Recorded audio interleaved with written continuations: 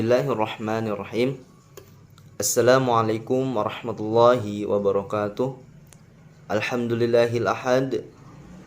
Wassalatu wassalamu ala man fis samai ismuhu Ahmad wa man fil ardi ismuhu Muhammad wa ala alihi wa sahbihi wa mawalah, amma ba'du.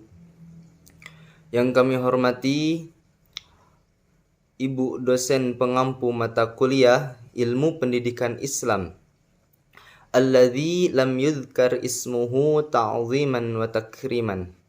Dan tidak lupa kepada teman-teman sekalian yang saya banggakan, dan kepada siapapun yang menonton video ini, semoga Allah muliakan, amin. Alhamdulillah, pada siang kali ini kita dapat melakukan perkuliahan walaupun secara virtual, tidak face to face atau tidak secara tatap muka langsung.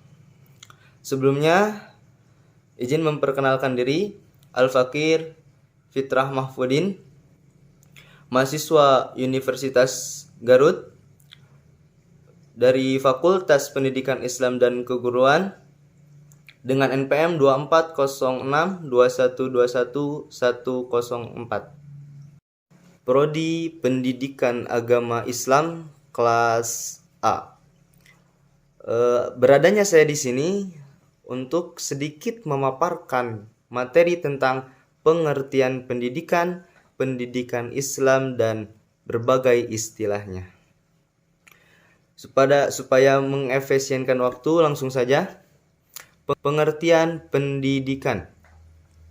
Menurut KBBI, Kamus Besar Bahasa Indonesia, pendidikan ialah pengubahan sikap dan tata laku seseorang ataupun kelompok dalam upaya mendewasakan manusia melalui sebuah pengajaran maupun pelatihan.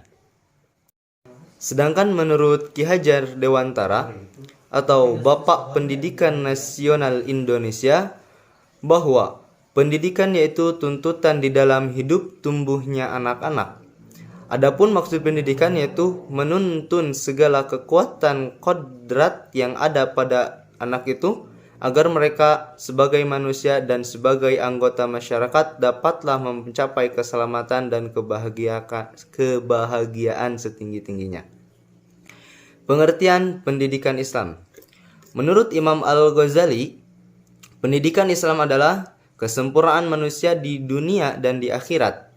Manusia dapat mencapai kesempurnaan melalui ilmu untuk memberi kebahagiaan di dunia dan sebagai jalan mendekatkan diri kepada Allah Subhanahu wa taala. Pendidikan dalam Islam secara bahasa memiliki terma yang sangat varian. Perbedaan ini tidak terlepas dari banyaknya istilah yang muncul dalam Al-Quran dan Al-Hadits sebagai sumber rujukan utama pendidikan Islam yang menyebutkan kata atau kalimat yang memiliki konotasi pendidikan atau pengajaran. Istilah-istilah dari pendidikan. Selama ini, buku-buku ilmu pendidikan Islam telah memperkenalkan paling kurang 3 kata yang berhubungan dengan pendidikan Islam, yaitu at-tarbiyah, at-ta'lim, at-ta'dib.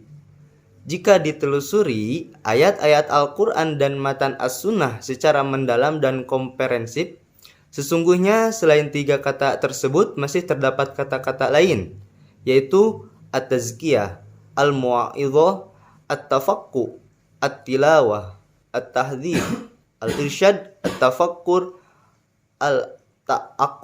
at-ta'akul, dan at-tadabbur. Ada pula yang menyebutkan ar-riyadhah. Namun yang akan saya bahas sekarang yang ada di PPT itu yaitu at-tarbiyah, at-tazkiyah, at-ta'lim, at-tadris, al-wa'ad atau al-mau'idhah, dan at-ta'dib. Yang pertama, at-tarbiyah. Yang dimaksud dengan at-tarbiyah yaitu proses mengasuh atau membina, mengembangkan, memelihara, serta menjadi kematangan bagi suatu objek.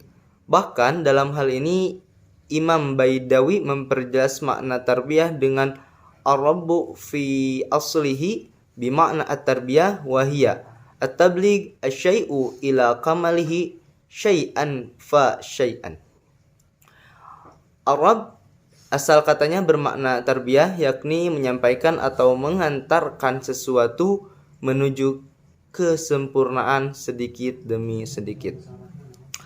2. At-tazkiyah.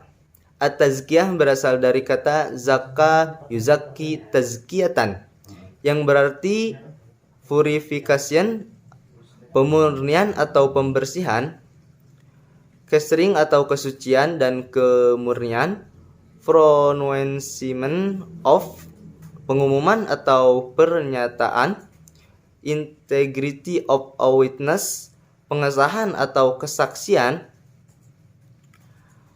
honorable record, catatan yang dapat dipercaya dan dihormati.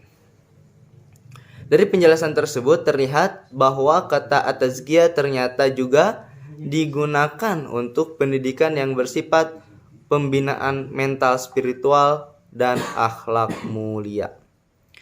Yang ketiga, at-ta'lim. Dalam arti pengajaran yang merupakan bagian dari pendidikan, banyak digunakan untuk kegiatan pendidikan yang bersifat non-formal, seperti majelis taklim.